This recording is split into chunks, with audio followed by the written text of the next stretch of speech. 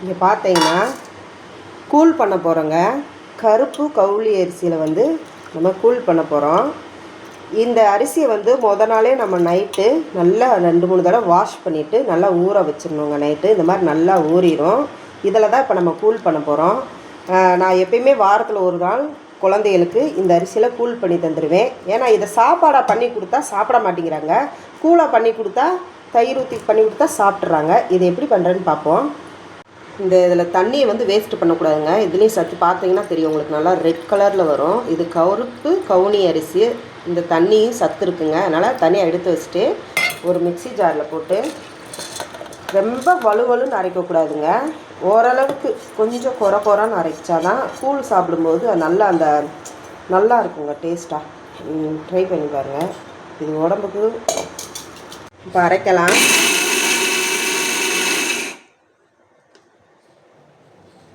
அப்பப்போ கொஞ்சம் மேலே தூக்கிட்டுங்க. இந்த மாதிரி இருக்கும். இதில் வந்து கொஞ்சோன்னு சைடு ஓரத்தெல்லாம் எடுத்து விட்டுட்டு கொஞ்சம் இதில் தண்ணி ஊற்றியும் நம்ம அரைச்சிக்கலாங்க. இந்த அளவு கொஞ்சம் அதே தண்ணி அந்த எடுத்து வச்சுருந்தேல அந்த தண்ணியவே இதில் ஊற்றி அரைச்சிக்கிடுங்க. அரைச்சாச்சுங்க. உங்களுக்கு பார்த்தீங்கன்னா தெரியும். இந்த மாதிரி கொஞ்சம் தான் பாருங்கள். இந்த மாதிரி கொஞ்சம் குறன்னு இருக்கணுங்க. இந்த மாதிரி இருந்தால் கூழ் குடிக்கிறதுக்கு நல்லாயிருக்கும். இது வந்து இப்படி ஒரு பாத்திரத்தில் இப்போ பாருங்கள், இந்த மாதிரி நல்லா தண்ணியாக கரைச்சி வச்சுக்கணுங்க. தெரியுதா? இந்த அளவுக்கு தண்ணி வேணுங்க. ஏன்னா கருப்பு கவுனி அரிசி வந்து கொஞ்சம் நேரத்துலேயே கெட்டியாயிரும். உங்களுக்கு நான் காமிக்கிறேன். இந்த மாதிரி நல்லா தண்ணியாக கரைச்சிட்டு அடுப்பை ஃபுல் பண்ணிவிட்டு இப்படியே கைவிடாமல் கிண்டிக்கிட்டே இருக்கணுங்க. அந்த கெட்டி பதத்துக்கு வர்ற அளவுக்கு இப்படியே கிண்டிக்கிட்டே இருக்கணும். கொஞ்சம் நேரத்தில் கெட்டியாயிரும் பாருங்கள். நான் சொன்ன மாதிரி எவ்வளோ தண்ணியாக இருந்துச்சுங்க. கைவிடாமல் கிண்டியிருக்கேன். இங்கே பாருங்கள் எவ்வளோ கெட்டி ஆயிடுச்சுன்னு. கவுளி அரிசி வந்து வேகமாக கெட்டி ஆயிருங்க. இதை நல்லா இப்போ அடிப்பிடிக்காமல் இப்போ நம்ம கிண்டியாச்சு. இதை இப்போ நம்ம சிம்மில் நல்லா வேக போட்டு உங்களுக்கு காமிக்கிறேங்க. பாருங்கள் ரெடி ஆயிடுச்சுங்க. பாருங்கள் நல்லா இவ்வளோ கெட்டியாக இருக்குன்னு. இதை நம்ம இப்போ தேவையான அளவு எடுத்துக்கலாம். இந்த பாத்திரத்தில் நம்மளுக்கு எவ்வளோ குடிக்க வேணுமோ அவ்வளோதான் எடுத்துக்கலாம். எடுத்துட்டு அது கூட தயிர் மிக்ஸ் பண்ணிக்கலாம். மிக்ஸ் பண்ணிவிட்டு தூள் உப்பு தேவையான அளவு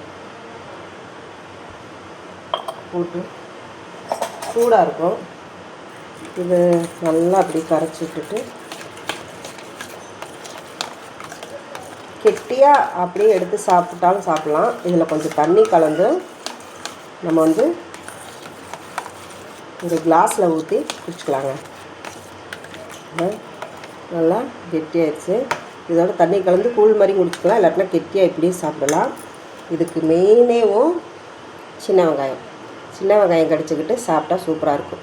என் குழந்தையெல்லாம் சாப்பிடவே சாப்பிடாதுங்க. யாழினி பெரிய பிள்ளை கூட சாப்பிட்றோம். சின்னது சாப்பிடவே சாப்பிடாது. மிரட்டி தாங்க சாப்பிட வைப்பேன். மிட்டாய் அப்படின்னா மிட்டாய் வாங்கி தர மாட்டேன், இல்லாட்டினா ஐஸ்கிரீம் வாங்கி தர மாட்டேன் இனிமேட்டு அப்படின்னு சொல்லி மிரட்டி அந்த பிள்ளைய ஒரு கிளாஸ் அளவு நான் குடிக்க வச்சுருவீங்க. எப்படியாவது கஷ்டப்பட்டு குடிக்க வச்சுருவேன். ஏன்னா கொஞ்சம் ஹெல்த்தியானதும் கொஞ்சம் பிள்ளைங்க அடிக்கடி கொஞ்சம் சேர்த்துக்கிட்டா தான் அதுகளுக்கு நல்லதுங்க. ஓகேங்க, பாய்.